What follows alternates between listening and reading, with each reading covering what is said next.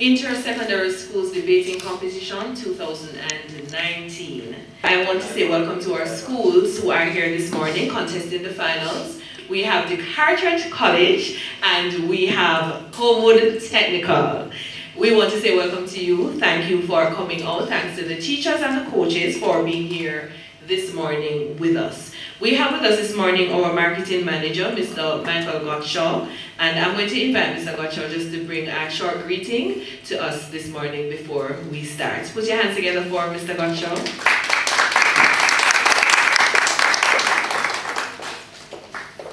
Special welcome to the two teams that are here this morning to compete in the finals. Welcome to our judges who have been with us throughout the competition over the past couple of weeks. Welcome to the media as well.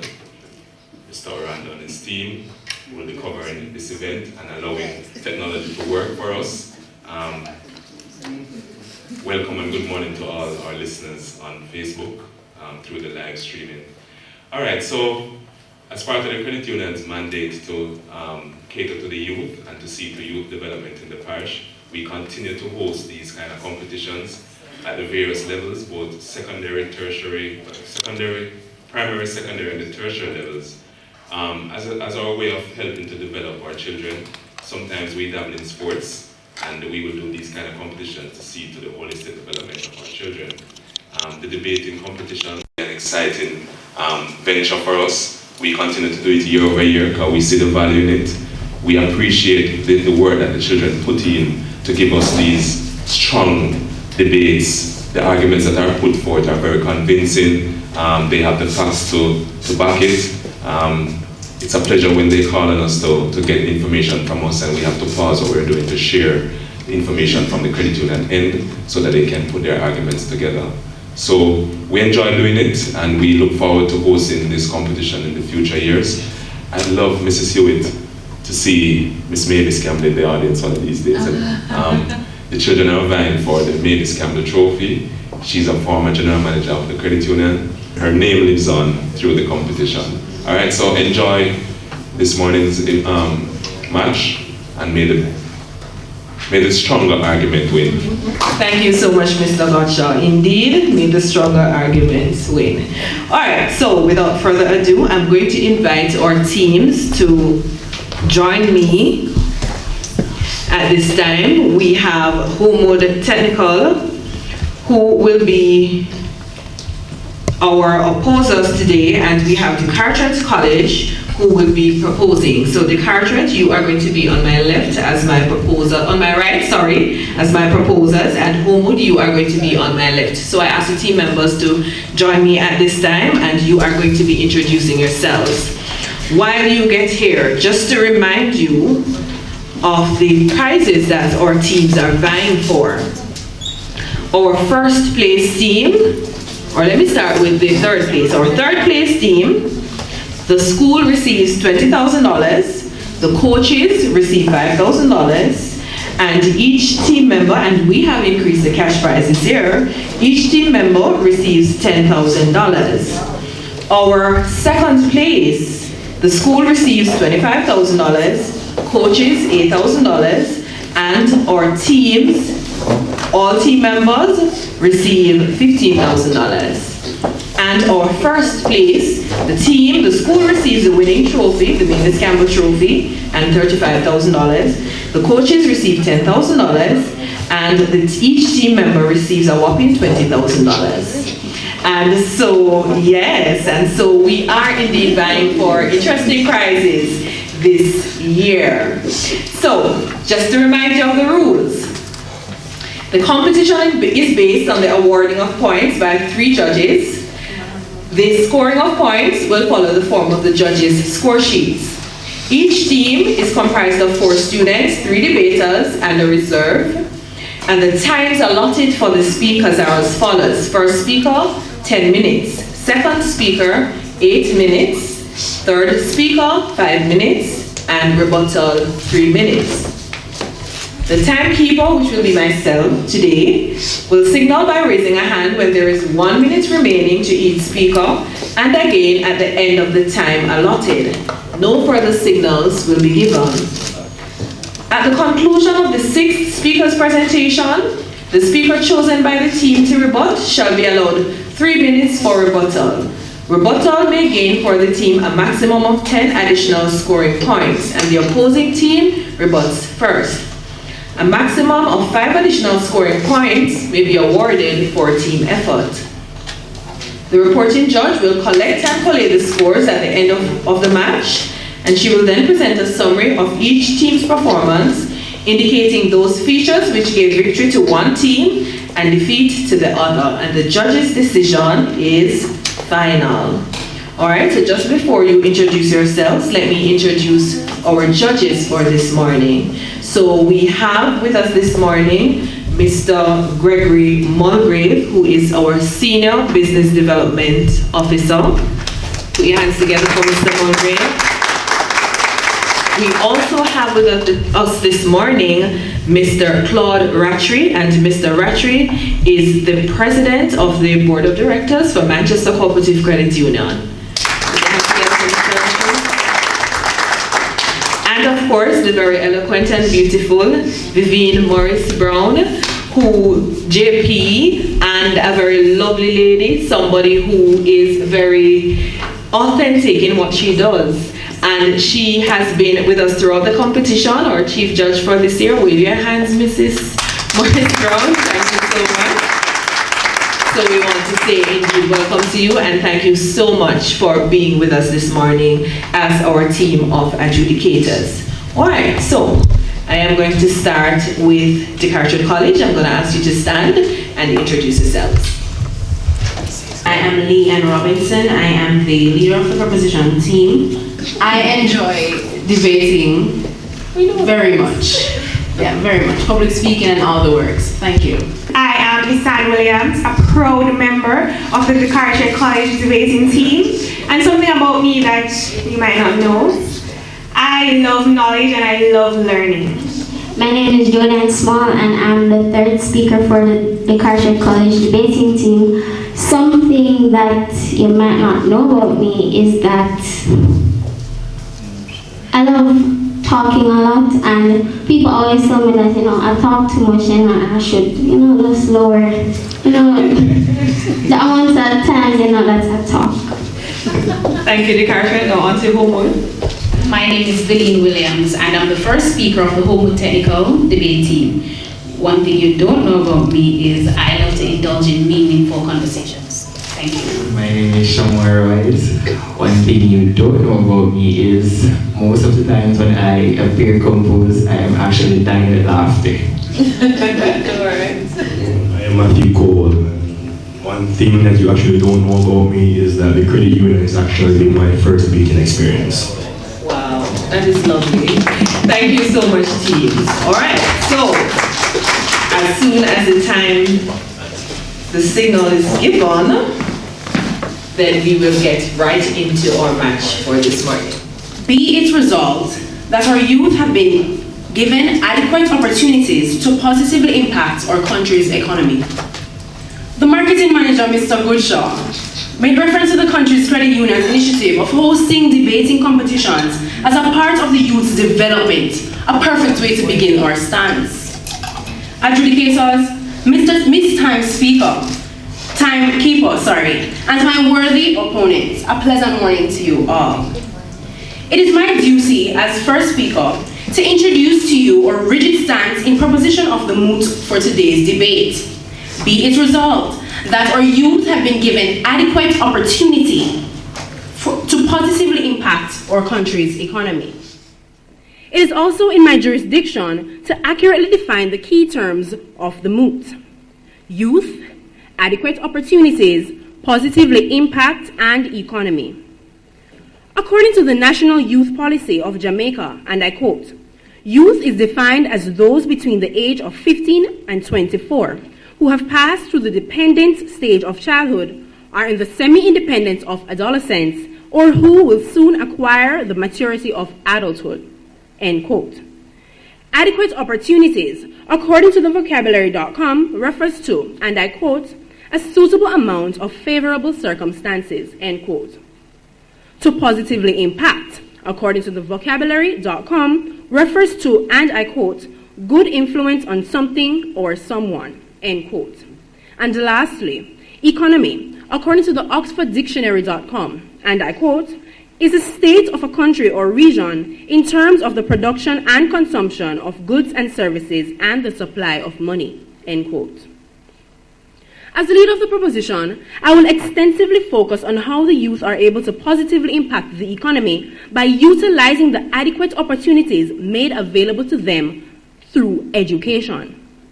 I will also explain how religion assists the youth in impacting on the economy. My second speaker will delineate the opportunities, economical opportunities, and the benefits available to the youth. My third speaker will expound on socially oriented opportunities granted, along with a few educational ones, and also the benefits received by the youth and how they have a positive impact on the economy. Education is the grassroots for growth and development in any economy. An economy becomes more productive as a proportion of educated workers increase. Some of our youth are a part of the productive proportion of educated workers. They can effectively execute tasks that require literacy, numeracy, and to the extent critical thinking. As a result, my opponents, Jamaica's government has been providing a variety of opportunities through the funding and implementation of programs for improved educational performance.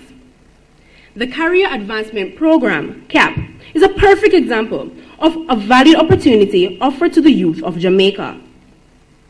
According to an article located on the JIS News webpage, and I quote, more than 63,755 students have enrolled into the CAP program since its implementation 7 years ago.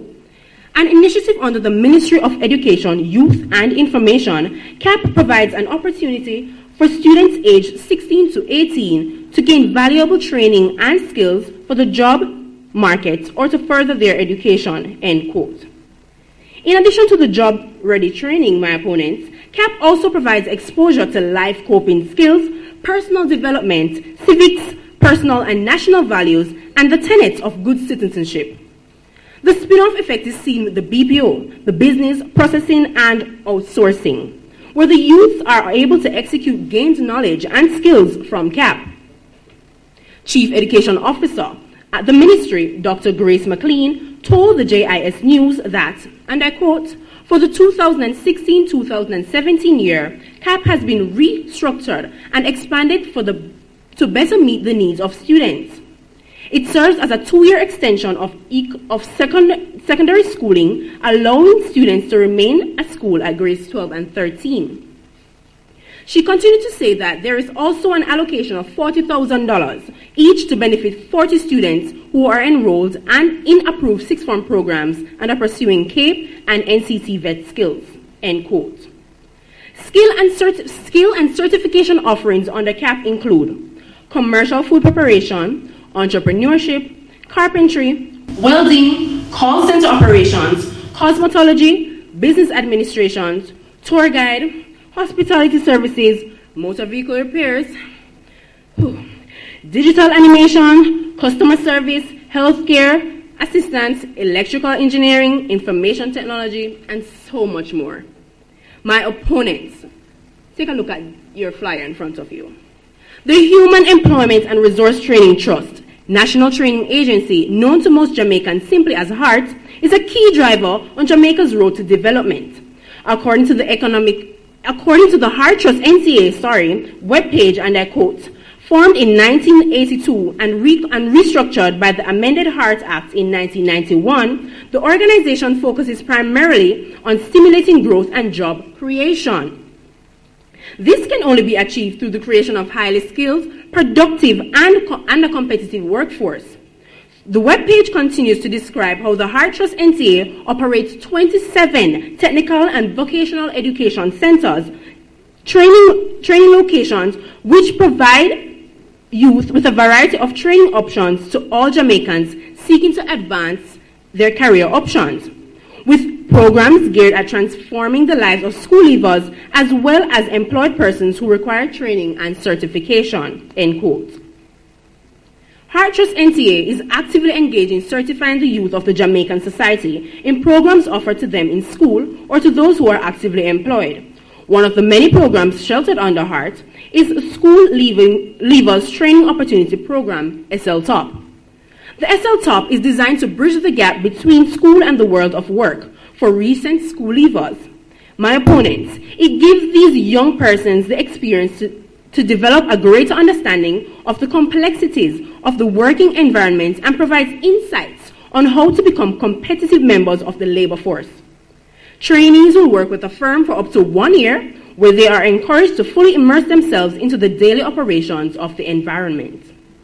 In an article posted on the JIS webpage 2017 to 2018, Minister Audley Shaw noted that the Heart Trust will accelerate its training program for unattached youth and unattached young people, giving them a second chance to acquire marketable skills, end quote. My opponents. The Ministry of Education has been contributing positively to the youth with regards to external assessments. The youth are granted the privilege to sit math and English and a science subject at the CSEC level, paid entirely by the government through the CSEC board. This increases numeracy and literacy within the economy and also provides the youth with the opportunity to be technologically inclined. The Student Loan Bureau is Jamaica's premier student loan financing organization committed to ensuring that qualified, needy Jamaican students have equal access to financial assistance to pursue tertiary education. This entity, which began operations in 1970, was made a statutory body in 1971. In an article posted on the JIS News webpage headed, Minister Shaw announces reduction in interest rates on SLB loans. It was discussed that the Student Loan Bureau will be reducing its interest rates on loans for selected areas of study. This was disclosed by Minister of Finance and the Public Service, Honorable Audley Shaw, while opening the 2017-2018 budget debate in the House of Representatives on March 9, 2017. He stated that, and I quote, "For the areas of maritime and logistics, agriculture, engineering, and information and communication technologies, interest rates will decline from 9.5% to 6%. However, in the 2019 budget presentation, it was announced by the Minister of Finance, Nigel Clark, that postgraduate interest rates on SLB will be reduced from 9.5 to 7.5.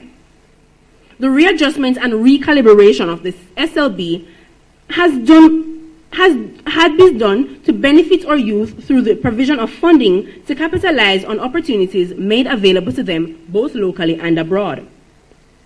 Financial institutions have also been impacting growth, which is transferred into the country's economy through the availability of low interest rate loans that can be used for educational development and entrepreneurial activities. They have also granted scholarships to the youth. The credit union in particular, my opponents, has embarked on low interest and easy access loans to aid the youth in education development. The Jamaica Defence Force Credit Union offers an education loan that is designed to assist members with back-to-school expenses of up to $20,000. The package is available for both adults and children for tuition fees, school books, and other school-related expenses. And the City of Kingston Credit Union also offers a maximum of $200,000 for its education loan. My learned opponents, if you cannot recognize by now the amount of opportunities available for our youth in the form of loans and government-aided programs, it's quite dismal. I assure you, however, that you will have no choice but to be persuaded by the middle of my second speaker's articulation. My opponents and audience, let's shift our focus for a little while. Now, contrary to popular belief, the impact of the youth on the economy, is also enhanced through spirituality, morality, and religion. This may sound unusual, but further research proves that persons engaged in a spiritual environment contributes to better business and economic outcomes. The Jamaican government must be commended for their decisions to keep religious practices such as prayers, devotions as a part of the educational system. According to research done at Georgetown University, firms and businesses, institutions located in communities with higher religiosity tend to adhere to ethical norms that are conducive to a stable economy and that positively impact such. Religious practices also naturally and efficiently cultivate the human capital necessary for a thriving economy. Now, my opponents, the enforcement and continuous instilling of core moral values will equip youth with motivation to stay on track during studies, thus improving their holistic performance in the economy. My opponents, whatever you are inclined towards, whether sports, educational endeavors, or business, whatever platform you choose to stand upon, the government has provided a wide variety of initiatives that will allow our youth to inadvertently and collectively contribute to the growth and development of the country's economy. My opponents, sit tight. We have much more in store for you. The proposition pauses.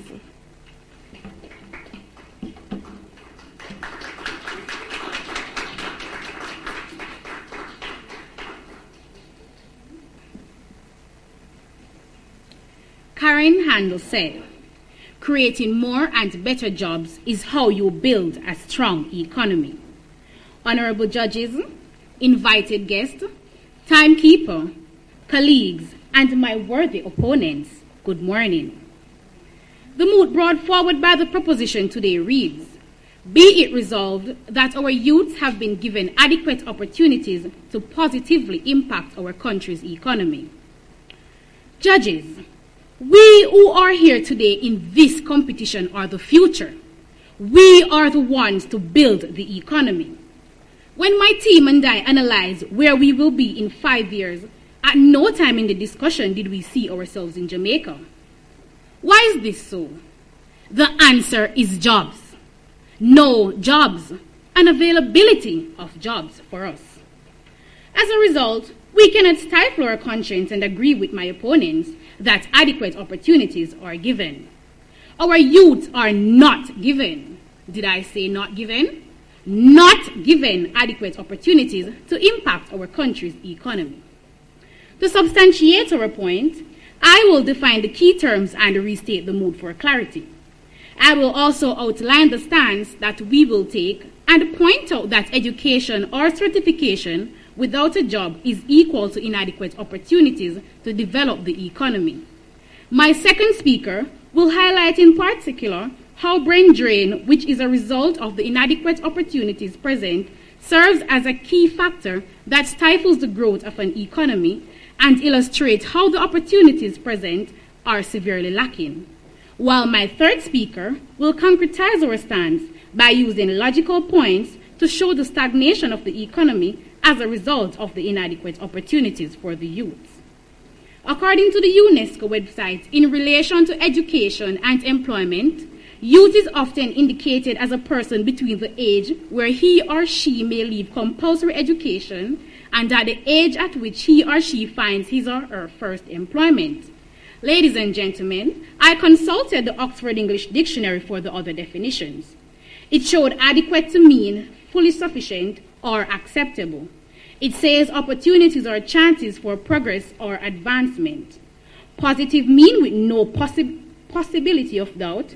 Impact is a noticeable event or influence, while economy means the state of a country or region in terms of the production and consumption of goods and service and the supply of money. When I combine the definition, the moot is rephrased to be saying, Jamaicans between the age where they may leave compulsory education and the age at which they find their first employment have been given fully sufficient chances for progress or advancement with no possibility of doubt to influence the country in terms of the production and the consumption of goods and services and the supply of money. Judges, I smiled to myself when I rephrased the moot, and my teammates and I started to discuss our own future. And it is sad what this moot opened our eyes to, and as such, we cannot agree with this motion today. It is a fact, however, that opportunities are here in Jamaica, that much we can agree with. But the operative word here is adequate. There is not sufficient. There is not enough opportunities to meet the demand of the number of youths that seek employment. And when we speak of employment, we are talking about about to be working in your area of specialization. My opponents will come here today to flaunt the statistics of how the country's unemployment rate has dropped in 2013. A country with a population of over 2.89 million people with such adequate opportunities to promote growth should not be struggling due to low growth and high public debt. In 2013, the government launched an ambitious reform program to stabilize the economy, which, according to the statistics, unemployment rate went down, GDP declined below 100%. With all this, crime and violence level remain high, poverty level remains high. The same sources say this emphasizes the need to address the issues of youth unemployment, education, and social cohesion. As a youth myself, I see others like me completing high school at the sixth form level, and one of two things: either completing university and cannot get a job, or leaving high school and can't find a job. There are educational opportunities out there, but for those who are fortunate enough to reach university or college. What is the purpose of being certified when there are no jobs for you? Karen Handel said, creating more and better jobs is the way to build a strong economy. After the hard trust training, where do they go? After university, where do they go? Whenever people can't find a job in their area of specialization, they become frustrated. And that is why crime is on the rise among youths. The government and other stakeholders, Mr. Speaker, create training and no jobs. My opponents here may have the belief that being educated and sitting at home can build an economy. Well, let me see them leave school and do that. Everybody cannot be entrepreneurs. Our economy will remain stagnant, no growth. We look around and see a lot of beautiful homes and people being employed in construction, and we say money is in the country. Yes, but where did it come from? The same people who cannot get a job seek employment overseas. With brain drain, how do we build or positively impact our economy? My second speaker will elaborate more on that. These people send money home to their children and other family members, and the cycle continues. The economy becomes stagnant. Mr. Speaker, some of the youth that are deprived of the opportunity to be gainfully employed in their field of study and who do not seek employment outside of Jamaica become scammers, gunmen, and drug dealers, which of course impact the economy, but certainly not positively. Not accepted. Underemployment, Mr. Speaker, is a sore issue. We have many universities and college graduates working in call centers. Why pay thousands of dollars to study and then do a job that does not require a degree? My opponents, you really call this opportunity for growth of the economy? Most of these call centers have foreign-based accounts. Our Jamaican youths work and then the money goes to build another country's economy. What is being provided for our youth to build our country? Where are the scientific research labs that we have? Our great minds will have to seek that out other countries to be able to carry out a good research. Tell me, my opponents, are you proud when you hear the news reporter say, Jamaican-born educated at Massachusetts Institute of Technology, Jane becomes the first woman to design so and so? We need to provide the opportunities to not only birth these great people, but to provide opportunities for training and then ensure that jobs are available. By doing this, we will see our economy being developed. Ladies and gentlemen, there is inadequate opportunities for youth when we look at the House of Parliament with 83 years old Lester Mike Henry, Minister of Transport and Mining, being the longest serving member of Parliament. And there are more like him in that one place. A place where young people can build the economy but are not given the opportunity to do so. The opposition is not dismissing the contribution of those older politicians.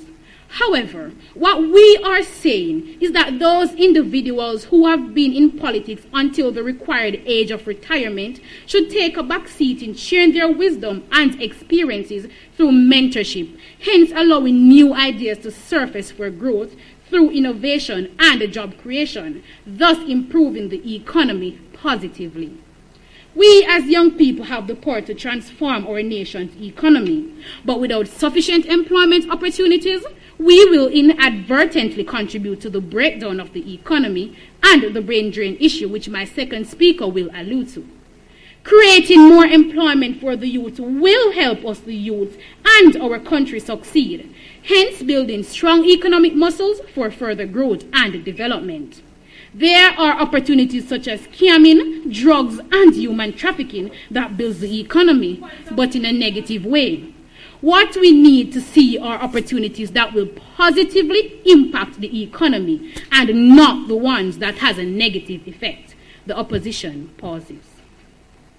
I especially liked the little quote that the first speaker said. Creating more and better jobs is how you build a stronger economy. And with the birth of all these institutions that I will list, it is evident that a stronger economy is being built. Secondly, the ideology that no jobs are available is an antiquated mindset. The youth of today are cognizant of this. Therefore, entrepreneurs are on the rise. Let me jump into my speech. Pay no mind to the youth, because it's not like the future depends on it. A line from the song Patience by Damian Marley and Nas.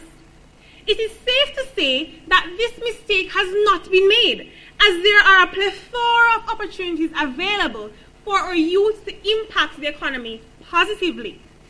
The children are our future. The youth are our future. And it is evident that the government is cognizant of this as well. My first speaker has already outlined how exactly the economy can be built from an educational and spiritual point of view. I will now outline exactly how youth make a positive impact to the economy from an economic standpoint. The question then arises, what are the opportunities available to youth to impact the economy positively?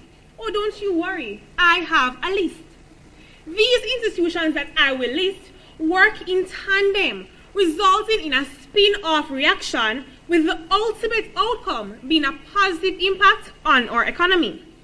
First on the list is the National Youth Service, or NYS, as it is commonly called.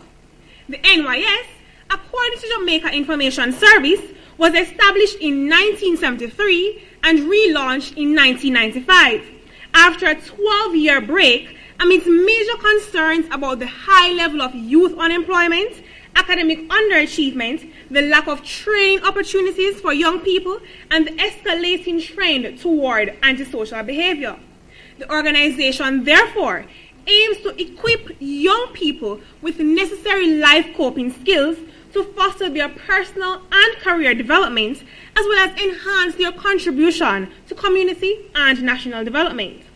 The program enables over 14,000 young people to benefit from valuable work experience during the summer months, which provides them with a source of income, which then cushions their household expenditure, thus improving their standard of living and, as you might all guess, a positive impact on the economy. Secondly, my opponents, these opportunities available are not streamed to one sector, as youth are given opportunity to impact the economy through the TPDCO, the Tourism Product Development Company Summer Employment Program. According to an article posted by Loop Jamaica, over 600 students benefit from the TPDCO Spruce Up Jamaica Tourism Summer Internship Program.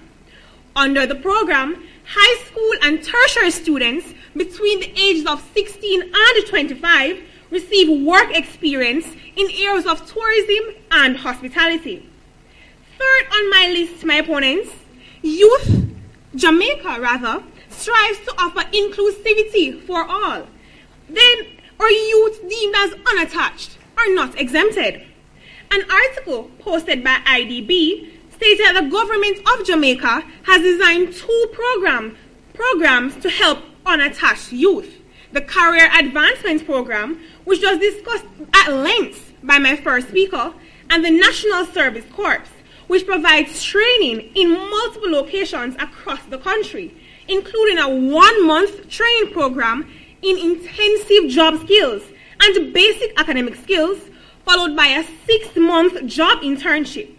And since 2008, nearly 60,000 youth have benefited from the NSC program. Now peruse the documents given to you by my teammate with specific reference to page 1. The NSC is aimed at targeting youth, providing apprenticeship programs, job creation, economic growth, and community development.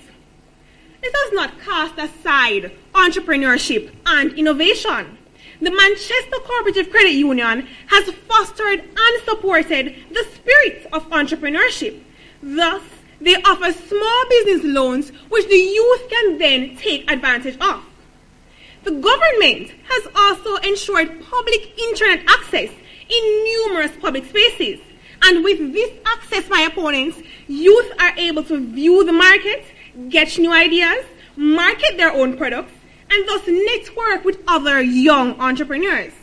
Even better, the Junior Achievement JA Jamaica program is the world's largest organization dedicated to educating young students about work readiness, entrepreneurship, and financial literacy through experimental hands-on programs.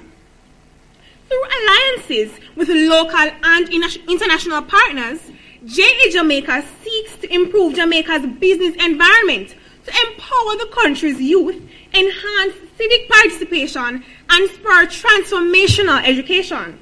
Its mission is to inspire and prepare young people to succeed in a global economy. In order to inspire the leaders of tomorrow, we must provide applied learning to students of today and unlock their fullest potential. As a result of this, the JACE program was created. Now follow me on page 7 of the booklet given. Subheading JACE program overview. The JACE curriculum will transform and stimulate students' interest in entrepreneurship and business. High school students and out-of-school youth between the ages of 15 to 24 will develop teams and operate companies while competing for local and global prizes. Just Tuesday, my opponents, members of the JACE held a seminar with our third form students, introducing them to entrepreneurial skills which they can then use to create new products, thus increasing Jamaica's competition on the world market, generate income, increase their standard of living, which all points to a positive impact on the economy. Last but by no means least, the Jamaican government commenced implementation of a work to learn, earn, give, and save, the LEGS program. The LEGS program will be a formal way for youth of the state to have, rather for all unattached youth, to have a program where they are earning while also giving back to society and learning to save. Page 2 of the brochure provided gives more detail on this. Now to conclude, please follow me as I outline this positive impact chain reaction. To positive impact our economy, there must be increased human capital. To increase human capital, the labor force must increase. To increase the labor force, there is the provision of jobs and more jobs. These jobs are provided through entities such as NYS, TSIP, the Hard Trust/Hope program, the LEGS program, and entrepreneurial opportunities. More jobs for youth leads to increased production. Increased production leads to a higher GDP and GNP level. A higher GDP and GNP means more money available in the country. Therefore, improving standard of living, in reducing poverty, increasing education ventures, and improving technology. Now, my opponents, are you still misled? Do you still hold dear the fallacy that there aren't adequate opportunities for our youth to benefit the economy? It's quite sad, but the preposition pauses. Blessed am I to share with you the postulate of Joan Goethe, that it is not enough to take steps which may someday lead to a goal. Each step must be itself a goal and a step likewise. Also, it is certainly not adequate to just lay out some opportunities for our youth which may someday have positive effects on our economy. But instead, ladies and gentlemen, each opportunity must, I must repeat, must be itself an opportunity and a direct positive impact on our economy. Adjudicators, members of the audience, distinguished guests, proposition colleagues, and other members of this honorable house, good afternoon. It is indeed a privilege for me to displace the illusion that has been plastered over the eyes of few who believe that our youths have been given adequate opportunities to positively impact the country's economy. It is my task to chronicle the broader picture for us to look at going forward throughout this debate. Illusion removal number 1 was orchestrated by our leader of opposition, who underscored the fact that our government has been failing to create an environment where job opportunities flourish, an opportunity which has to be at the forefront when assessing a pathway to positive impacts on our economy. Ladies and gentlemen, Mr. Speaker, it is irrevocable that the unavailability of jobs and the rudimentary economic ambient here in Jamaica has resulted in numerous skilled, educated, and professionally trained individuals leaving our country for others where there are favorable conditions. This is done in a fashion that can only be dubbed as an exodus, as Jamaican sociologist Narone Wilkins posited in a Gleaner article entitled Where the Grass is Greener, dated May 7, 2017. This, ladies and gentlemen, is termed brain drain, and as the name suggests, it only drains our economy of valuable human resources and has a myriad of negative ramifications on our economy. Professor Elizabeth Thomas Hope wrote in the Migration Profile 2017 that emigration of the tertiary educated professionals and students has continued, leaving significant gaps in some sector, for example, nursing and teaching. The mal effects of this is publicized over the media and are erect in our faces, none of which are positive impacts on our economy. Mr. Speaker, the swords run on the continuum from hindrance to sustainable development to reduce productivity has left us wounded at the sake of what now? Was it adequate job opportunities? Certainly wasn't. Save the utterances about remittances, which such situations often ensue, and the whole discourse of engaging with foreign exchange, as if we are to measure the impacts on our economy and to be shrewd in our judgment. The economic losses via migration of our innovators, our prize people, far outweigh whatever remittance may cover. After all, had most of these persons remained in our country and expand our economic horizon, we would have had the full benefit of such. How many of these persons actually contribute to Jamaica's net remittance, however? Yes, our plight exactly, Mr. Speaker. Now, ladies and gentlemen, should we blame them? No, we don't think so either. What happened, you see, was they assessed the opportunities given, but unfortunately, they were not adequate enough to prevent so many of our young and brilliant minds from migrating in search of better job climate and cause them to stay instead, which should account for a positive impact on our country in this light. Mr. Speaker, to solidify further our opposition to the motion brought before this House, it is incontestable that the superficially major opportunities which exist for youth to positively impact our economy are significantly lacking and boast a high degree of inadequacy towards fruitfully achieving this aim. Come on, guys, let us think rationally now.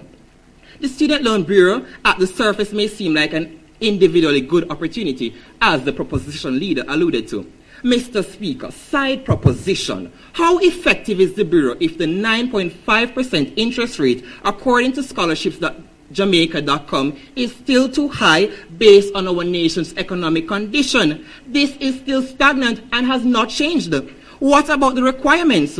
Or maybe, what about the fact that the Bureau does not cover one pursuing occupational associate degrees, which are technical qualifications that the Labour Market Survey of 2018 lists as a highly stimulating option? Should we even talk about the repayment of loans by individuals who have graduated and cannot find a job? Don't you believe that if the government were to give, per se, a 6-month moratorium on loans after graduation, this would seem like a more worthwhile suggestion? Come on now. In addition to that, Mr. Speaker, not accepted at this time. We have a number of tertiary options without even looking at the fact that a little under 15% of our youth acquire tertiary education, as postulated by Wayne Stevens in an online article entitled The Wavering Trend of Caribbean Youths.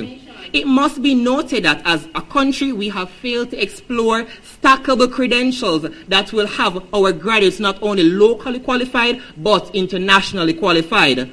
A joint certification and accreditation option with internationally recognized universities, especially in North America, since that is where most of our graduates gravitate towards, would be a laudable step by the University Council of Jamaica. However, this is not the case. Ladies and gentlemen, to even look at the cases of business startup capital, we don't see the government creating its own business loan facility and affording qualified prospective business operators the opportunities of loan which will lend to product development, employment, and increase monetary flow in our country. Similarly, I am sure, ladies and gentlemen, you can agree that we are a country rich in sports, arts, and cultural expressions, and there are very few craft development opportunities. This is disjointed between the bulk of creative youth and the limited opportunities to transition or develop their work. The government can do much more to promote our youth in all art forms. Not to mention sports. We have dominated the world stages. Our country flaunts this title. A prime example.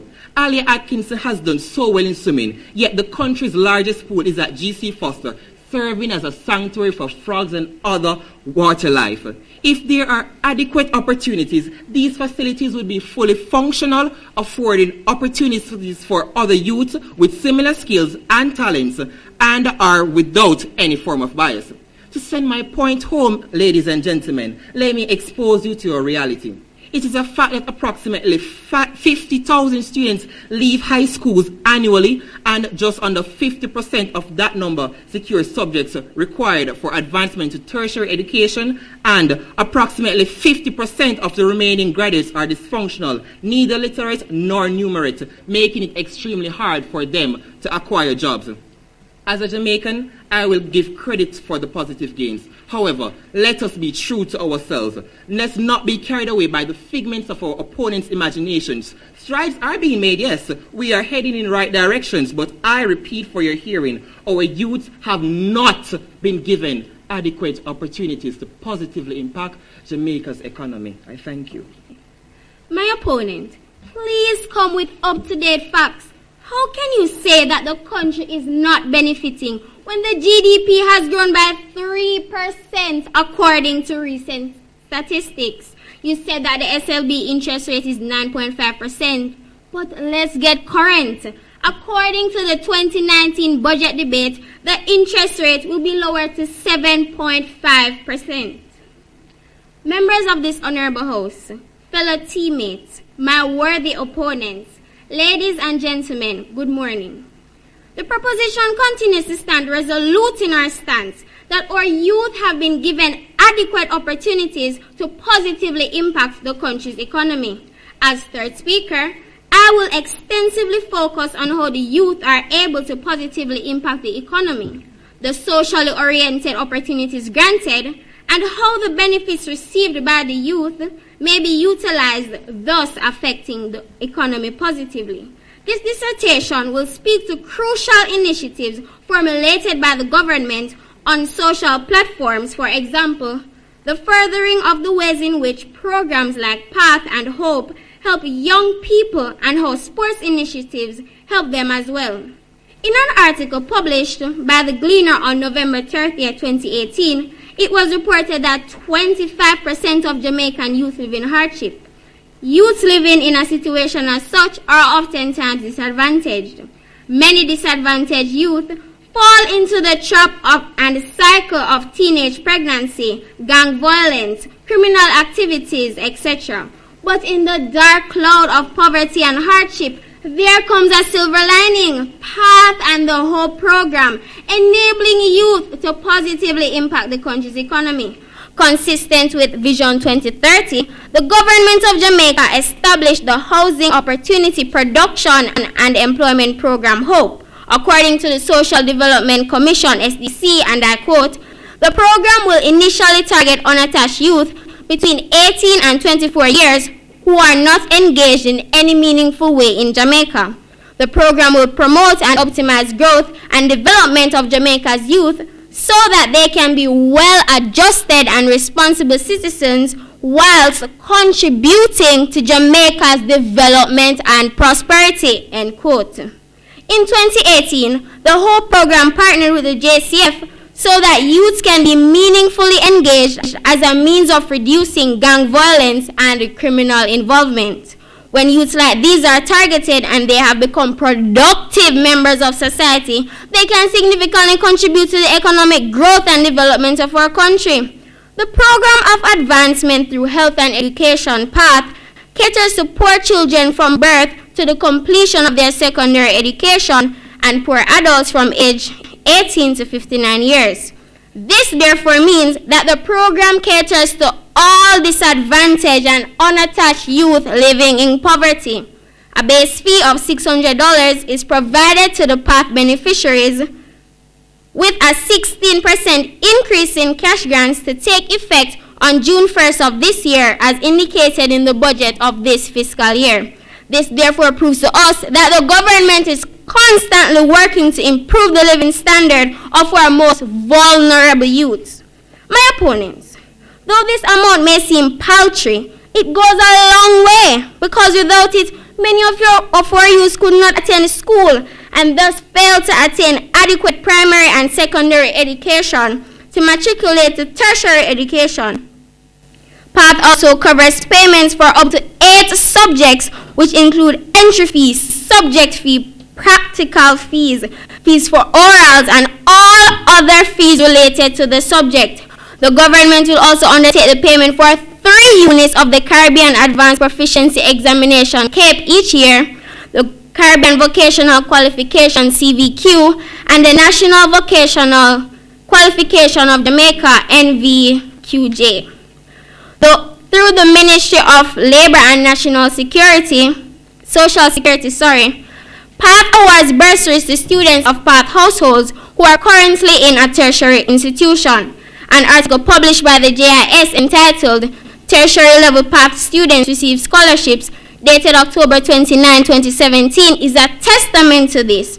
17 tertiary level students who are on PATH had been awarded scholarships totaling $15 million by the Ministry of Labor and Social Security. Ministry of Labor and Social Security, Honorable Shahini Robinson said, and I quote, the outstanding PATH scholars are now enrolled in medicine and surgery, civil engineering, pure and applied chemistry, electrical power engineering, accounting, actuarial science, plant biology, science, and law programs. We recognize that by empowering the nation's youth and developing human capital, we will help to shape a better life for all Jamaicans, end quote. Now, sports are an integral part of what the government provides to help young people. Noteworthy individuals such as Ricardo Bibi Gardner and Usain Bolt have given back to the country economically and socially because of the initiatives that have been implemented. Bibi coaches the national male football team, and Usain, well-known track star, has many businesses on the island and is known to donate to the less fortunate. With just mention of these 2 individuals, we can clearly see how what has been put in place by the government to benefit young people quickly bears enough fruit economically and socially. Let me know where the opponents give you a deeper understanding of what I'm saying. According to the international journal, sport contributes 2% of the Jamaican GDP within the economy. The question might be raised, how does this affect economic growth? When sporting events are held, they play a part in sports tourism, which contributes to our country's GDP. Development in skills is also concomitant of this growth that our country has seen. My opponents, by developing and increasing our country's human capital, there will inevitably be an increase in production and services, thus boosting our GDP and the GNP, and thus creating a prosperous economy. The proposition pauses.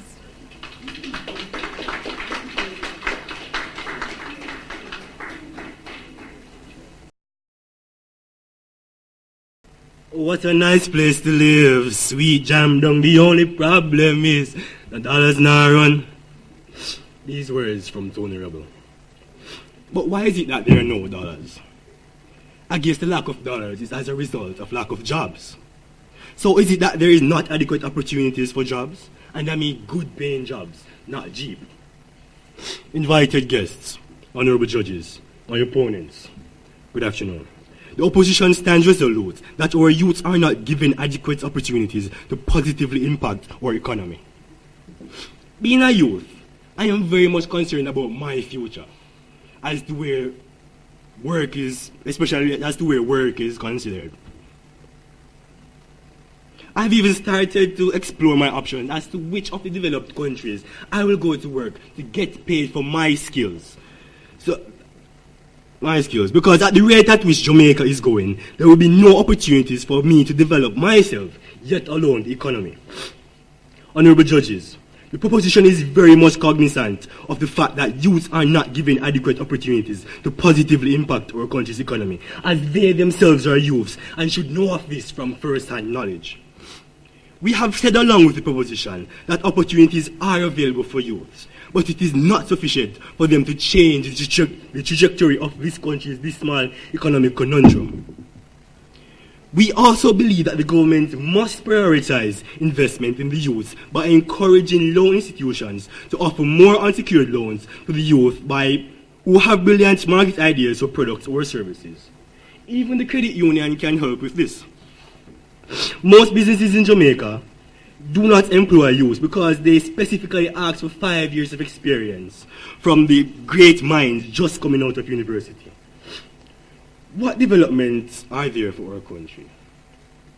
These people fail to invest in the young minds, and those who do, underpay them. Thus we find our youth gravitating to more developed countries that are willing to pay them and to train them at the same time. And this proves the saying is true. The rich shall be richer, and the poor shall be poorer. Jamaica, under this condition, will forever remain a third world country if we do not provide adequate jobs for our youths to not only develop the economy, but to positively develop the economy. The more the youth engage in something productive, where they can see ends meeting at the end of the month when bills come, will continue to fuel a continuum that will see an inadvertent growth of this country's economy, which we are desperately working towards accomplishing. With the inadequate opportunities for development in our country, there exists the direct link to the rise in unemployment, which is further linked to poverty, inequality, and even crime. The IMF on their YouTube channel in 2017 captures Dr. Nigel Clark, who was then the ambassador, not accepted, who was then the ambassador of the economic affairs to Jamaica, working within the office of the Prime Minister, saying, and I quote, "The lack of opportunities has a direct impact on crime."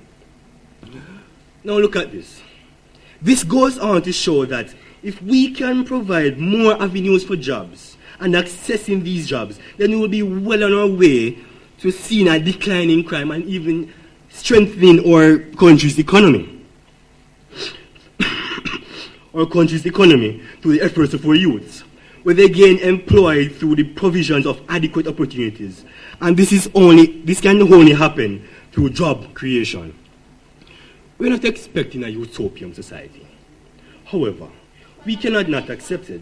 We cannot have a system where the majority of the people are not accessing or has no access to jobs. The IMF noted in 2017 on their Caribbean Forum review that because of low economic growth, Caribbean countries struggle to create economic opportunities for their young people. Honorable judges, my opponents, while the government is struggling to create economic opportunities through educational accessibility and not job creation, then our youth will not have adequate opportunities to positively impact our country's economy.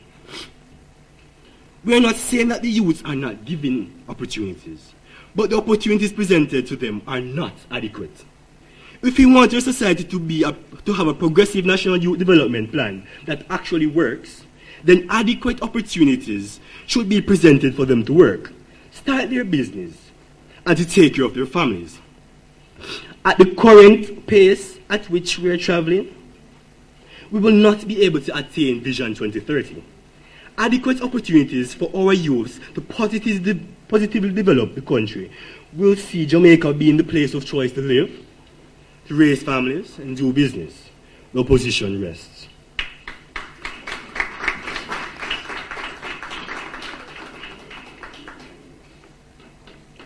Similar to the Rock of Gibraltar, we remain unwavering in our opposition to the motion this Honourable House tables today. Side opposition is incontrovertibly tenacious in our stance throughout the clashes that took place. To begin with, the leader of the proposition gave a lovely discourse on a few avenues which seemingly appear as adequate opportunities. She made mention of CAP and the BPO industry, but the premise of this argument was constricted merely to studies. Now, if we are to look at opportunities and to critically assess, we can find that this is quite lovely, but however, no linkage was made to employment. We had expected a reflection in saying that we have this amount of persons studying, we have this amount of persons being employed, but we did not see this coming out through the debate, and that is severely lacking and serve as a limitation to your side. To continue, amidst the many who claim they benefit from this, how many actually get employed? Can you flaunt some statistics for that? Can you really do so? Let me continue. Give me something to reflect on. The issue of the Student Loan Bureau seemed to have caused a minor controversy, but the opposition massacred the pedestal on which it was placed. The fact that occupational associate degrees, such crucial degrees posited by the labor market study, are not considered by the Bureau, and known issues regarding loan interest rate and requirements captures low, lacking, and insignificant services by this entity. The venture is not extremely a good opportunity, and as such serve as another limitation. To what extent can you dub this as adequate? Let us include a level of degree to what we're saying right here, and we can add some more objectivity and less subjectivity. The second speaker of the opposition elucidated an array of arguments, re-initiatives to promote employment. NYS and TPDCO, as you rightfully pointed out, provide summer employment jobs. Of course, this is a positive effect on our economy. But as you said, summer employment jobs. Now, if we are to constrict this and to put some time barriers to this, can we say that this is adequate enough to provide positive effects for economy if it is only for the summer period? What about the rest of their lives? What about the times when they're not employed? What about when they've graduated? Are all these ventures centered on that fact? We cannot continue to live in a society where we believe that everything that is presented to us is merely adequate. Much of these things are superficial, and it has been proven in this debate. You spoke about the ventures of sports, you spoke about avenues of religion, but how many of these actually play that integral, that driving force that is needed to take us towards positive economic growth and development? Severely lacking is the term I would use to dub all of these. And if we want to see positivity, if we want to see positive changes being effectuated, we have to assess from a beautiful standpoint, and that is the standpoint that our Jamaican youths are not provided with adequate opportunities, but we have limitations and we are in the right path. I thank you.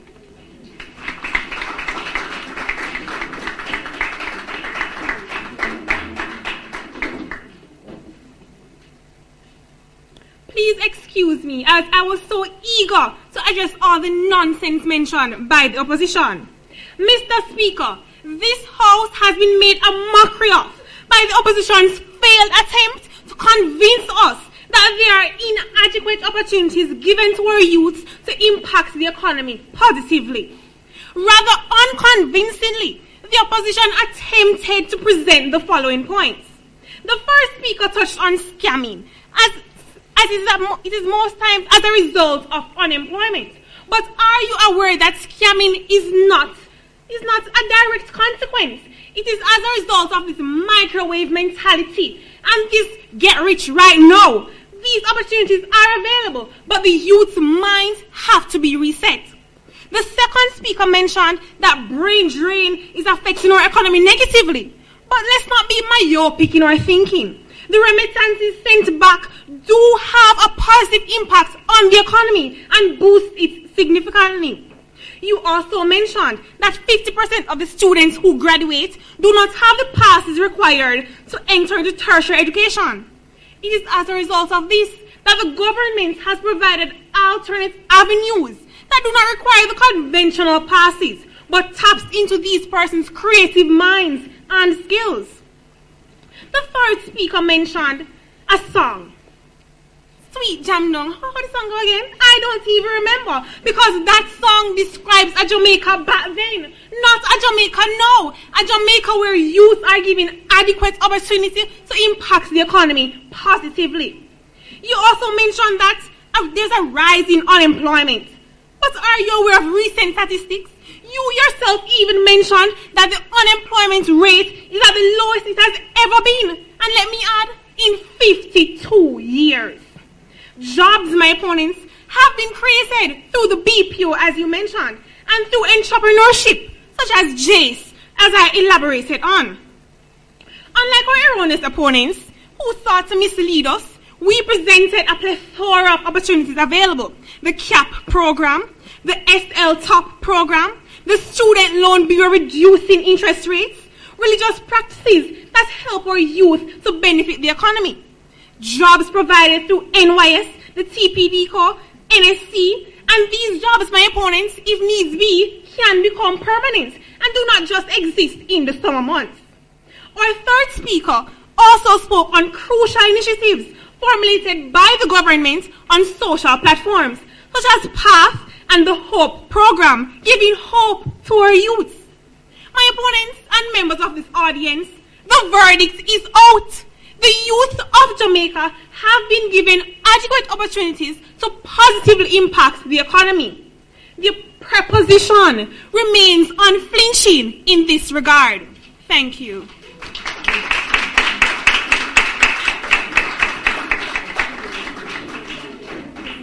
Could we put our hands together once more for our teams?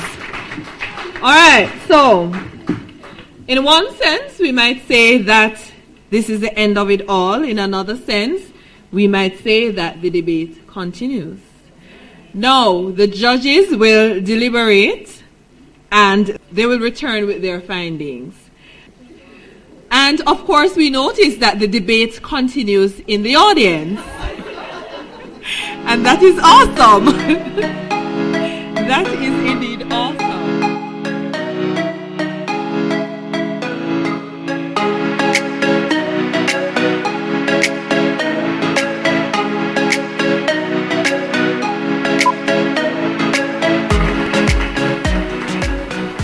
Somebody said earlier, may the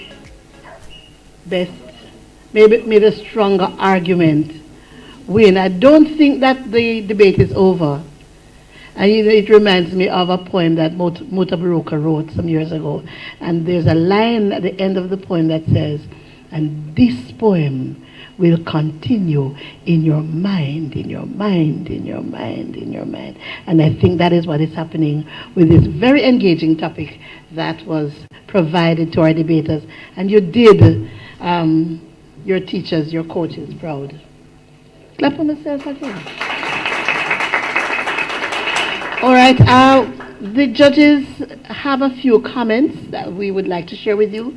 We would like you to understand that we were engaged, we were enlightened, I'm looking for another word that I wrote down someplace there, but we were we were impacted strongly by your arguments.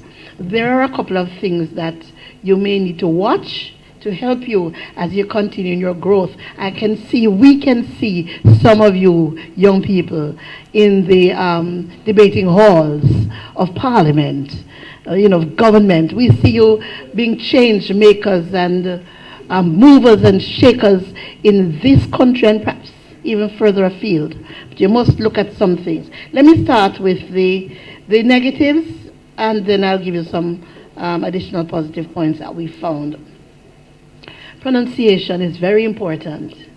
This is communication.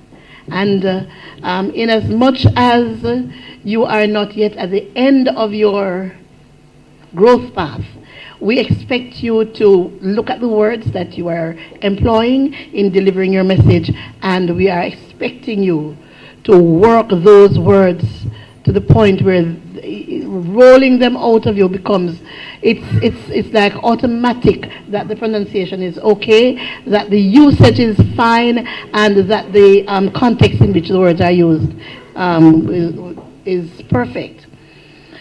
We thought that there were some little words like 13, which somebody gave us 13 more than once, so that the words that end and begin with the TH we expect to hear, we need you to put your tongue between your teeth so that we get the word violence. I know Jamaican people tend to call it violence. And when we say violence, we can make it sound so pretty, but it is still not violence. It's violence. Violence. Okay? That's the correct pronunciation. There was something else, It was presented so cutely that it almost didn't sound like it was wrong, but it was wrong. There's a word, entrepreneurs, and this is a business term that is used very widely. It's a French word, and so you know French. Entrepreneur. That's the correct usage of that word, entrepreneur. All right, now, we also thought that your arguments could have benefited from more inclusion of more statistics to hammer your points, carry your points across. You did do a lot of research, and that was great, but we wanted to see more evidence in terms of where are the jobs, where are the groupings, where are they? No, the ones who are benefited by the offerings. Where are they engaged, and how are they impacting the economy? How many of them, maybe how many institutions or organizations, how many entrepreneurs might there be out there who have benefited from the educational opportunities and so on. So we would have wanted to see that. Somebody did say not everybody can become an entrepreneur, and that was an excellent point, and that is true. But then we wanted to see if we are going to be talking about how the economy is being impacted, we certainly need to get some kind of evidence where that is concerned. Okay, we also thought in terms of excellence now, we thought that you have really worked at your research, both teams. We saw evidence of your research. We thought that there were some persons who obviously read a lot. So you could see that in how the persons expressed themselves. The ability to stand at the lectern and to be able to communicate with your audience without being a slave to the page was evident in some of our speakers. Some persons really did a lot of down on the paper. Me can't left the paper if me no look on the paper, me go lost. But you need to be able to become so familiar with your script, and some people did that. So familiar with the knowledge, with the information that you are sharing, you're presenting, that you are able to leave the script. You did that very well. You're one of the people who did that. And you did that too, quite well. Both second speakers gave us some exciting moments. Yes, indeed. Yes, indeed. Yes, indeed. So I'm coming to the point, that you're waiting for. So, but you know me, I have to play it for all it is worth and have my fun. We were happy to have been involved, to have been engaged. We, the judges, the panel of adjudicators, can't think of a better way that we could have spent our Friday morning. You know, other people are doing whatever they want to do out there, but we chose to be here, and we're happy that we're here. And for all those persons who are joining us live on Facebook, let me tell you, if you're not a part of the family of the Manchester Cooperative Credit Union, get with it like really fast, because you're missing out on a whole lot. So it was a very educational exercise for us, a very entertaining, a very edutaining morning for us. And so at the end of the exercise, we were charged with the responsibility to identify the team that came out with the highest points, the higher point standings. And so we took off a couple points because some people went overtime. Some people went in excess of 2 minutes over the time allotted, and the hand went up, and you saw the hand, but you galang, same way. Because you were having fun delivering that information, and deliver that information you must. But part, galang, we would say go on, and then some people say go on, and some people just galang. All right, so it was a good debate, and you had good information, and you felt that you needed to give us all that information, which is important, but you must work on the management of time. Because if you were a speaker in some of those situations where time is allotted, this X number of minutes are allotted for your presentation, whether you're finished or not, whether you think you're finished or not, if the minutes are covering your presentation, when TVJ's time is over, the cameraman has to go, no matter how much more you have to say. So you must learn to work within the time allocated. Otherwise, you might lose your credit union money.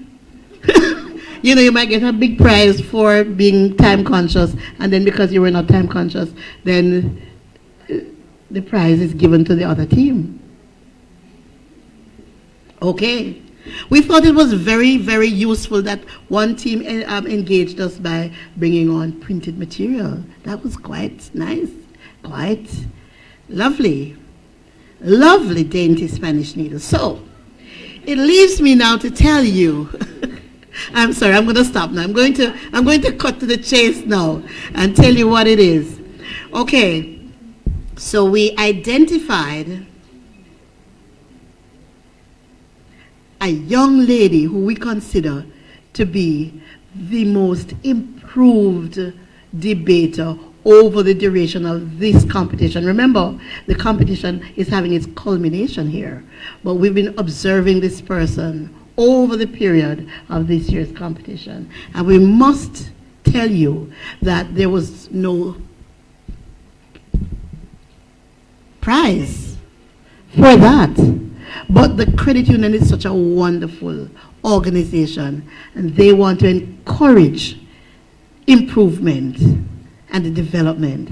And so they have provided a prize for the most improved debater over the duration of the 2019 competition. And that individual was so composed, was so mellow, was so unperturbed but yet strong in delivery of the arguments that we felt that we needed to call out the first speaker of the Holmwood Technical High School team for this award. Congratulations. Then and now, we looked at this business of the best speaker. The best speaker, the best speaker, the best speaker. We couldn't identify a best speaker. We could not identify a best speaker. That's the truth. We tried. And I'm sure you tried too. But we could not identify a best speaker. But the next best thing to identifying a best speaker is to identify two best speakers. And so, the panel of adjudicators has decided that in the position of best speaker, we must compliment and commend the two second speakers of the opposing teams. Second speaker of Holmwood and the second speaker of Decarteret College. Well played. Did you see the drama? Did you see the engagement? Did you see the articulation? Did you see the forgetting of the script and just sharing? Did you see that? Did you see the parry and the thrust? Two best speakers. Congratulations.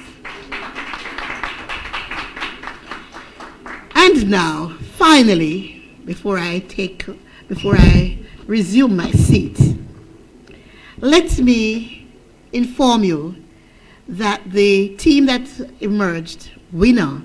Oh, no.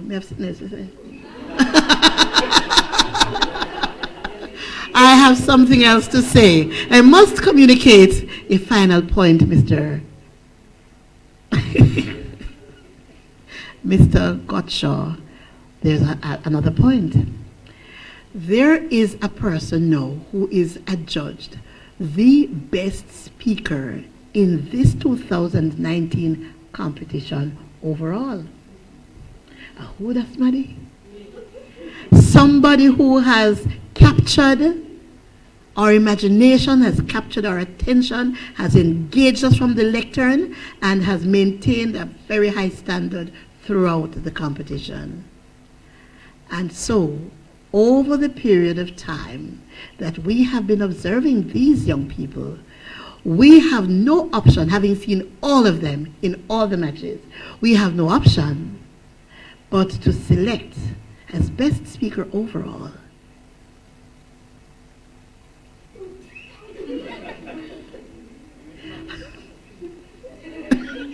the second speaker from Holmwood.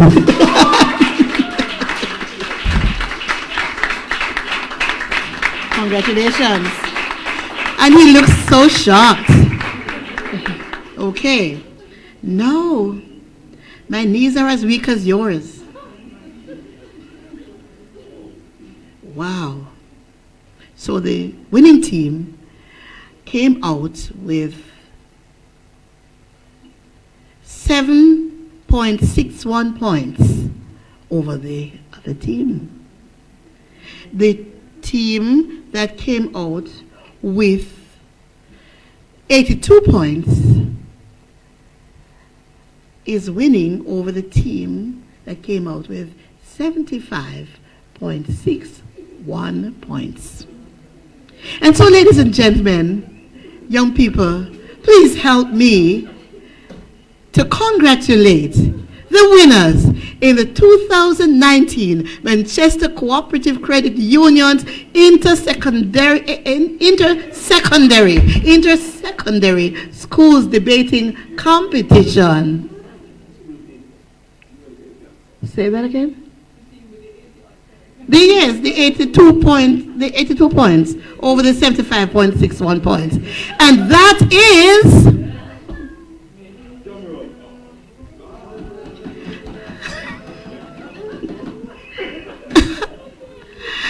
thank you so much. Thank you. All right, let me do it. Let me stop this. Let us congratulate Holmwood Technical High School.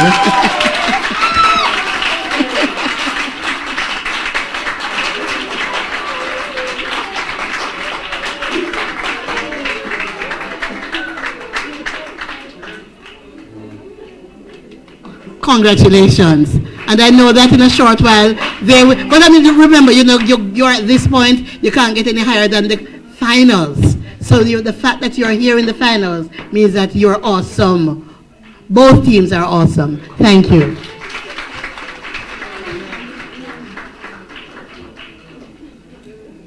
Now I invite both teams to meet in front of the lectern and shake hands. Could you put your hands together once again for the teams? Congratulations, Holmwood, and congratulations, DC.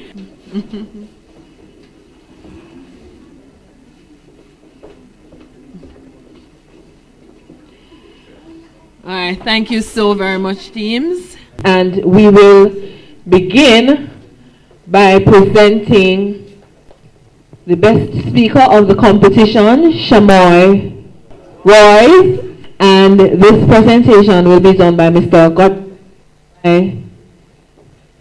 Gottschall.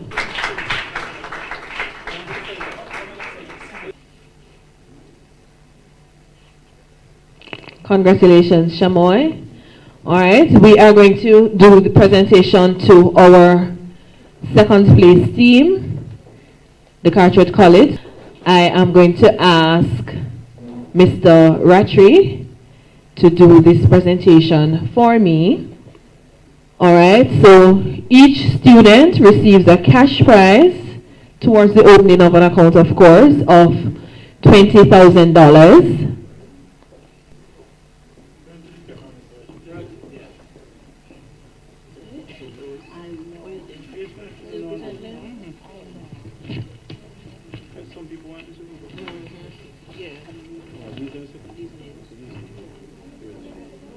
So certain participation for each.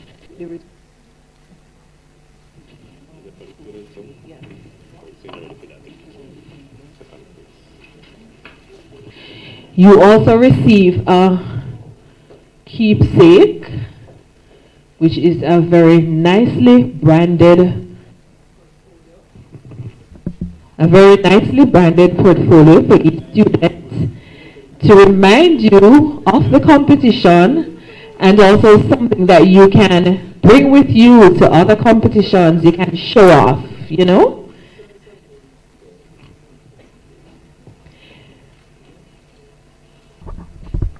All right, you still have not gotten the second place placards yet, so that's the next thing that Mr. Rattray will present. The second place plaque to the team.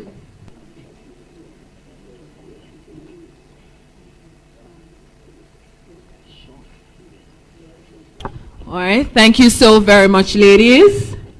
Put your hands together for the team from Decarteret College. I'm going to ask the coaches from Decarteret College to come forward. The coaches. I'm going to ask Mr. Mulgrave to make this presentation. All right, so our coaches receive cash prize towards the opening of account of $8,000 each. Along with this, they also receive their keepsakes. And I'm going to ask Ms. Wellington to collect the letter for the school on behalf of the principal.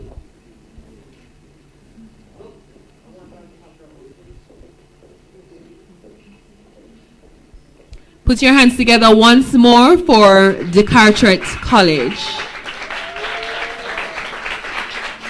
All right, and now for the first place presentation, I'll ask our Chief Judge to make this presentation for us. So we start with the cash prize to the students. Just a correction, the second place, the students would have received $15,000. For the first place, the students received $20,000.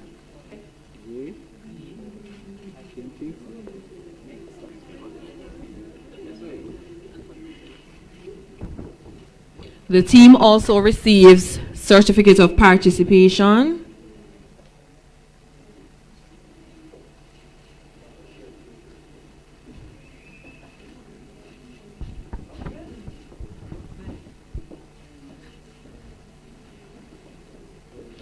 And of course, the team receives their keepsakes.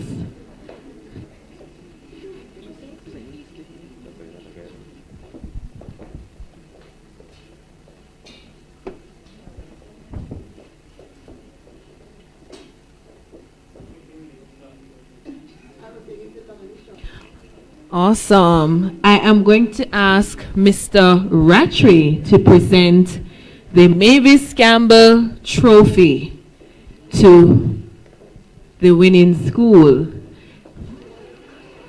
Thank you so much, Aunt Viv. Thank you so very much. Just to to give commendations to the third speaker from Holmwood. You realize that he was ill. And even though he was ill, he has the flu, but he still came, did his presentation, and he did deliver. So commendations to you on behalf of the judges and of course the audience, because the audience could see that you weren't well, but you did deliver. So commendations to you. So Mr. Rattray will present the trophy to the winning team, the Mavis Campbell Trophy to the winning team.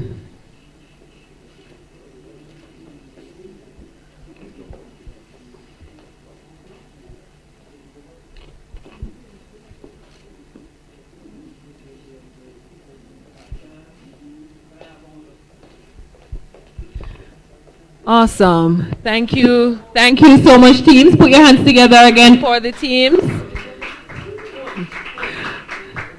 All right, so Mr. Sharp is representing the coaching staff this morning. Miss Gavin was not able to be here because she had to go into Kingston. So Mr. Sharp is representing the coaching staff today. And so we are going to also make a presentation to Mr. Sharp, which would be the cash prize for the coaches, and also the school receives an amount of $25,000. Sorry, not 25, sorry. The school receives $35,000, winning school. So I'll ask Mr. Rattray to present these as well.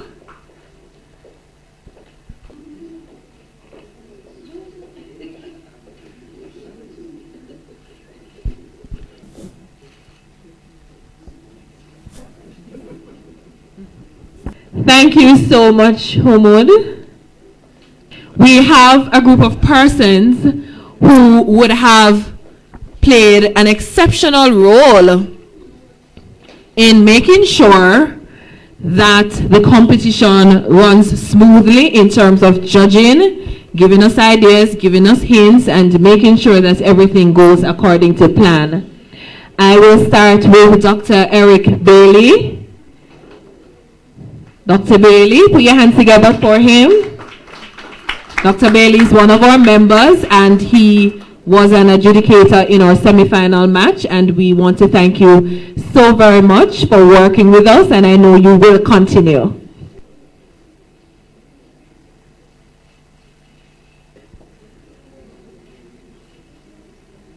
All right, we have Mr. Gregory Mulgrave. And yes, Mr. Mulgrave is a staff member, but he has worked hard as an adjudicator.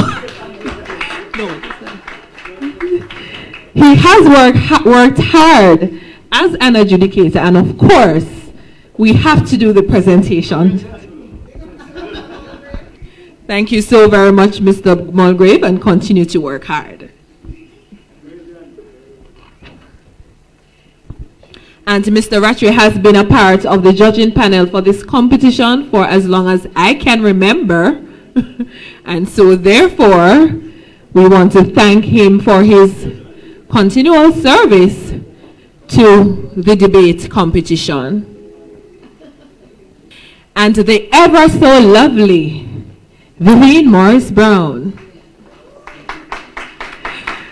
our chief judge, aka Lady Suspense, our chief judge who has added a lot of spice to the competition this year.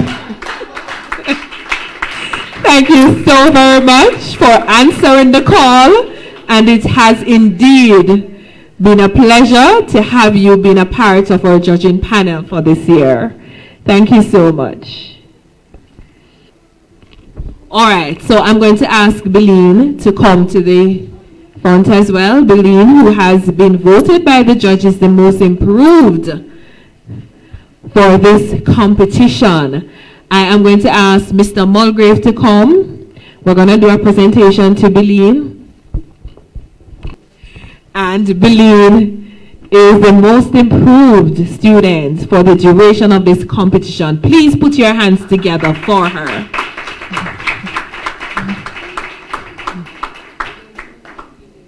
Ladies and gentlemen, thank you so much for being a part of this year's competition. It has indeed been a wonderful competition. Join us again next year when we have our Manchester Cooperative Credit Union Inter-Secondary Schools Debate Competition. We are looking forward to having a wonderful time. We're looking forward to more teams coming out, and we're looking forward to Holmwood defending their title of this championship. Thank you so much.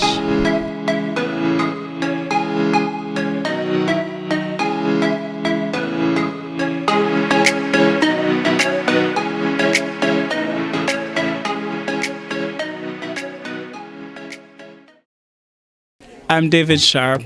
I'm not their major coach. Their major coaches are Mrs. Tamara Gavin and Mr. O'Shane Solomon, and they do an exceptional job. Late hours of night, much research, rewriting and listening to speeches, and then correcting. Today we had to do a little correcting downstairs, but it paid off. And I'm very proud of Holmwood Technical High School that has emerged the winners of this much sought after competition. And I must tell you that our speakers, we've watched them grow from they were little kids until today. They have made us proud. I must say well done to the entire debating team at Holmwood. Well done and congratulations. My name is Jeffrey Latoya Clark, and I am the debating coach from Decarteret College High School. The experience thus far with the MCCU debating competition has been one that has been quite good. I am proud and honored to have worn the hat of the debating coach for my alma mater and the school that I now teach. And I must say kudos to the MCCU entity for allowing us the opportunity to debate in this manner. As it relates to the process of entering into the debate, it was quite challenging at times, but we managed because at Decarteret we live by our motto, Edificamos, we're building. And this process has allowed us to build probably just another leg or another block on our process as it relates to becoming better speakers. So we thank MCCU for allowing us or affording us this opportunity. Hello everyone, my name is Shamoy Royce. I am the captain of the Holmwood Technical High School debate team. Hello everyone, my name is Matthew Cole. I'm the third speaker of the Holmwood Technical debate team. My name is Beline Williams and I'm the first speaker of the Holmwood Technical High School debate team. My name is Dejian Thomas and I'm the reserve speaker of the Holmwood Technical High School. This journey has been one with many challenges, but we have surpassed them. Today, in celebrating our victory, we are extremely proud. We had to learn to work with each other's differences, our likes, our interests, and there were times when we were tired and we got very weary having to go to training, having to write our speeches, staying up late and having a lot of hard work to do. And although it was extremely cumbersome, we knew what we were fighting for, we knew the battle that was before us, and we actually persevered and remained tenacious in our fight. And we believe that it is because we live by our motto, "These not words," that saw us the victor of today's match, and we're extremely proud. It wasn't easy, but with God all things were possible. These not words, these not words, these not words. I am Isan Williams. I'm Leanne Robinson. I'm Jodian Small. And we're all a part of the Decarteret College debating team. This competition, it had its own shares of challenges. However, together we overcame. We worked along with the coaches. We spent endless hours researching, doing extensive research. All in all, it was a very rewarding experience. We learned a lot. Our knowledge has been widened, and we're proud to have reached thus far in the competition, and we want to continue to make our school proud. This credit union debate, I would truly recommend it to all other students at my school because it's a very rewarding experience, as I said before, and it just increases their knowledge, and it's a very rewarding experience. Hi, I'm Vivian Morris Brown, and I served as one of the adjudicators in this year's Manchester Cooperative Credit Union's Inter-Secondary Schools debating competition. It was a very stimulating experience for us all as judges. We had a number of very good teams. The competition was exciting from the word go, from the very first match that we saw. We found that there was a whole lot of enthusiasm in the students, a lot of animation. We also found that there has been great improvement as it relates to the research that is conducted by the teams involved. And one of the things that we found that was really, really wonderful is that some of the children, some of the debaters, obviously, they definitely demonstrated that they are readers, they are writers, and they're also researchers. And so they're very comfortable with communicating, and that's important. As a debater, you need to be comfortable with the medium that you use to present your message, and some even more than others. We're very comfortable with the communication process, with staying away from the script, being able to communicate, give eye contact, be animated, share with the audience so that you feel like you're part of a communication, a conversation between the presenter and yourself. Some of these young people also, we saw that if they choose, say, a career in the public sphere, in politics, or in any area where they have to communicate with groups of people, they're going to do very well. We thought that some more work can be done as it relates to the nitty-gritty of the research now, statistics, developing the point, hammering your point home. Some persons need to work on that. We feel also that the area of articulation is still a phase, in an area in the competition that needs help. It needs work. How you pronounce, how you put your THs together. As Jamaicans, we tend to drop off the THs and to say some things in a particular way. But when you communicate in standard English, that mode of expression has to be what it is supposed to be, English. So the TH is not a T, it's a Th. And those little points. We also want to see more parry and thrust, the cut and the parry and the thrust of debate, because you have to imagine yourself as a fencer back in the days when they used to do fencing and with the physical swords and so on.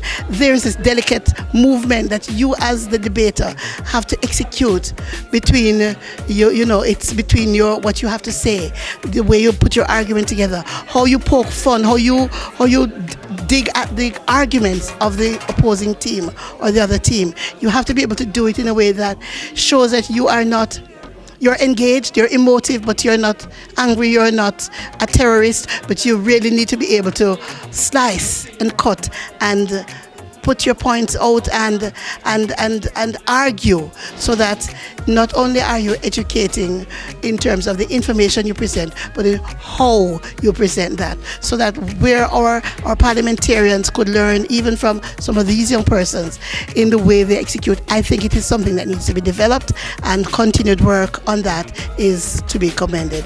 I am really, really proud though of the work that has been done, and I see the evidence that this is not a dying competition, it is something growing, and it is greatly beneficial to Jamaica. I commend the Manchester Cooperative Credit Union for this stellar work that they continue to do, and ask them never to put this program in 513. Keep it going.